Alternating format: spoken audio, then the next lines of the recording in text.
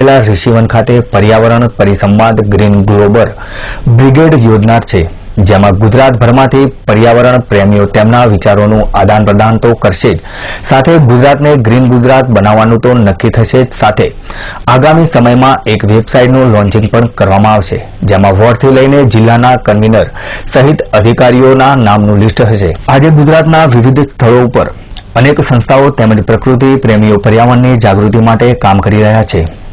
પોતાના યથાશક્તિથી પશુધનથી લઈને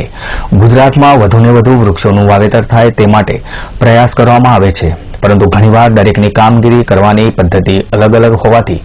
તેમણે ચલાવેલ અભિયાનને ઝડપી સફળતા મળતી નથી, જેના કારણે પર્યાવરણ સંસ્થા, Tirupati foundation, Prakriti Mandal, green planet, Metricon foundation, NGO association જેવી વિવિધ સંસ્થાઓના સહયોગથી આગામી સમયમાં ગ્રીન ગ્લોબલ બ્રિગેડ બનાવવાનું આયોજન કરાયું છે, જેમાં આગામી 6 ફેબ્રુઆરીએ હિંમતનગરના દેરોલ નજીક સાબરમતીના તટ પાસે આવેલા ઋષિવન ખાતે પર્યાવરણ પરિસંવાદનું આયોજન કરાયું છે, જેમાં રાજ્યના પ્રકૃતિ પ્રેમીઓ તો હાજર રહેનાર છે। ગ્રીન ગ્લોબલ બ્રિગેડ પહેલા શું છે એ સમજવું પડશે। ગ્રીન ગ્લોબલ બ્રિગેડ છે એની માનસ રચના મારા જીતુભાઈ સચ્ચિદાનંદ બાપુ, નિજાનંદ સ્વામી, જીતુભાઈ તળાવિયા, અમે લોકો છેલ્લા 10 વર્ષથી એકબીજાના પરિચયમાં છીએ। માનસ રચના થઈ હતી, પણ એક જ્યાં સુધી ટ્રાયલ એન્ડ એરર ઉપર એને ખરેખર આપણે પ્રૂફ ના કરીને એવું શક્ય છે કે ના કરી ત્યાં સુધી અમે લોકો છેલ્લા 5 વર્ષથી સંકલન કરતા હતા કે પર્યાવરણ પ્રેમીઓ જો એકબીજા જોડાયેલા નહીં હોય તો સમાજમાં ઉત્થાનનું કામ કરવું થોડું અઘરું થશે,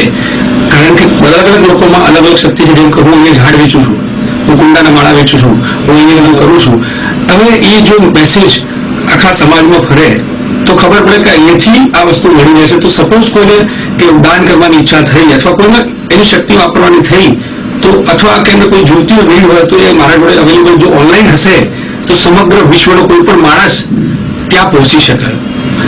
એવી જ રીતે દરેકનામાં અલગ અલગ શક્તિઓ છે, કોઈ ગાય માટે કરે છે, કોઈ કૂતરા માટે કરે છે, કોઈ પક્ષીઓ માટે કરે છે, પ્રાણીઓ માટે કરે છે। જો દરેકની શક્તિ આપણે આ સાઇટ ઉપર હાઇલાઇટ કરશું અને એનું સંકલન કરીશું તો વિશ્વનો કોઈ પણ વ્યક્તિ એનું માર્ગદર્શન એનાલિસિસ કર્યા વગર જે 10 વર્ષથી એનાલિસિસ 15 વર્ષથી લોકો કરીને શીખેલું છે એનું સીધું જ્ઞાન એ લોકોને મળે તો એને પથદર્શક તરીકે બધા બની શકે। ગ્રીન ગ્લોબલ બ્રિગેડ ની અગાઉ 2 વર્ષ પહેલા દેરોલમાં મીટિંગ થઈ ગઈ અને અમે તાલુકાથી લઈ અને જિલ્લા સુધીના કન્વીનરો એટલે કે ગ્રીન ગ્લોબલ કમાન્ડો ઉભા કરી દીધા છે, પરંતુ આજે સંપૂર્ણપણે એ ટ્રાયલ એન્ડ એરર કરતા અમે લોકોએ એક પરફેક્ટ ટ્રસ્ટ ફોર્મમાં કે 11 ટ્રસ્ટીઓનો ટ્રસ્ટ બને, એ ટ્રસ્ટની અંદર ના વ્યક્તિની કોઈ પણ નિમણૂક ન હોય, ફિક્સિવાય ટ્રસ્ટ, બાકીના જે પણ ગ્રીન ગ્લોબલ બ્રિગેડના કમાન્ડો બને આખા તાલુકાથી લઈને જિલ્લાથી આખા આંતરરાષ્ટ્રીય સુધી તે દરેક વ્યક્તિઓ જવાબદારી વહેંચાય અને એ વ્યક્તિઓ પ્રતિનિધિત્વ લઈને ગામડા સુધીનું દરેક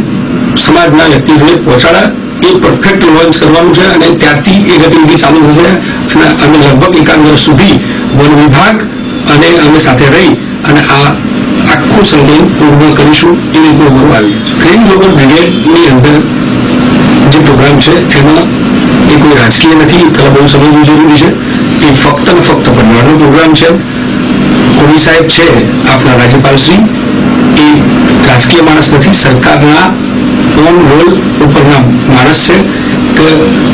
ચીનની હાજરી હોવી જરૂરી છે, જેથી કંઈ પણ ગુજરાતમાં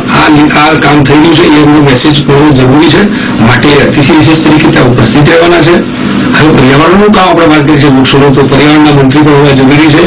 આપણે કોઈ ભાજપના માણસ કે કોંગ્રેસના માણસ ક્યારેય બોલાયા નથી કે ઇન્વાઇટ પણ નથી કરતા, માટે પર્યાવરણ મંત્રી હાજર રહેવા જરૂરી છે, જેથી આવું મોટું ભગીરથ કાર્ય થયું છે એમાં જાણવા રહે।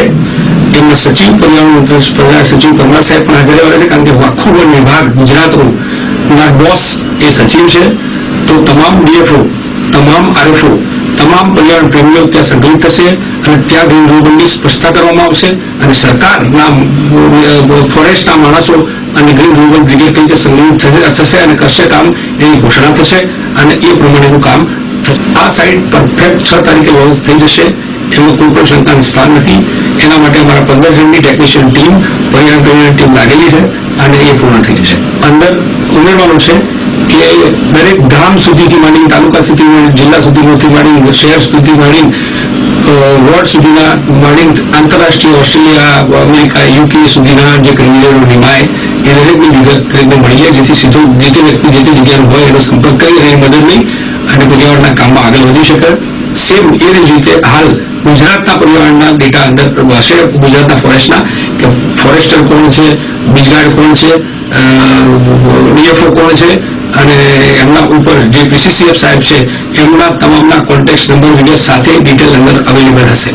આમ તો આ ગ્રીન સૈન્ય ઉત્તર ગુજરાતમાં જ